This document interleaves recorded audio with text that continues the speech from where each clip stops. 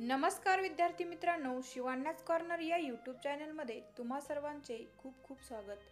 आजच्या व्हिडिओमध्ये आपण प्रजासत्ताक दिनाविषयी अतिशय सुंदर आणि सोपे भाषण पाहणार आहोत। तरी व्हिडिओ शेवटपर्यंत नक्की पहा। आवडल्यास लाईक करा, चॅनलला सबस्क्राइब करा।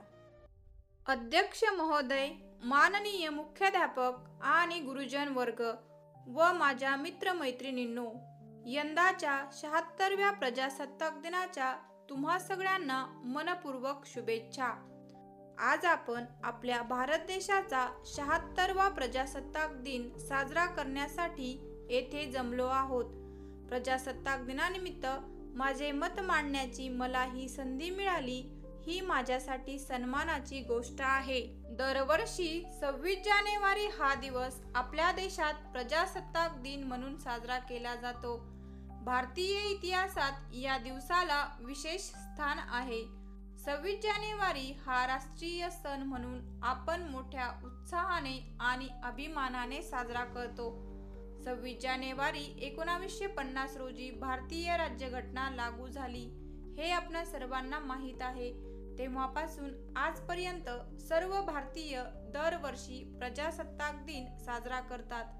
15 ऑगस्ट 1947 रोजी भारताला ब्रिटिशांच्या गुलामगिरीतून स्वातंत्र्य मिळाले असले तरी तेथे कोणतेही राष्ट्रीय संविधान नव्हते।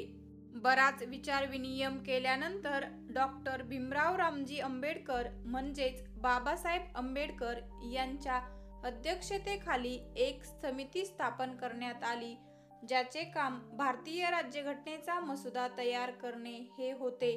डॉक्टर बाबासाहेब आंबेडकर यांच्या समितीने तयार केलेली राज्यघटना 26 नोव्हेंबर 1949 रोजी संविधान सभेने स्वीकारली आणि 26 जानेवारी 1950 पासून त्याची देशात अंमलबजावणी झाली।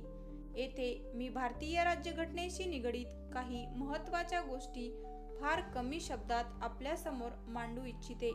भारतीय संविधानात 395 कलमे, 22 भाग आणि 12 वेळापत्रके आहेत। पूर्वी 8 वेळापत्रक होते। नंतर काही विषयांची भर घालून वेळापत्रकांची संख्या 12 करण्यात आली आहे। ऑगस्ट 2021 पर्यंत राज्यघटनेत एकूण 127 दुरुस्त्या करण्यात आल्या आहेत। भारताचे संविधान हे जगातील सर्वात मोठे लिखित संविधान आहे, ज्याला बनवण्यासाठी तब्बल 2 वर्ष, 11 महिने आणि 18 दिवसांचा कालावधी लागला। हे जगातील सर्वात मोठे लिखित संविधान आहे। संविधान लेखनाची रचना प्रेम बिहारी नारायण रायजादा यांनी केली आहे, तर संविधान पुस्तक आणि पाने सजावटीचे काम नंदलाल बोस यांनी केले आहे।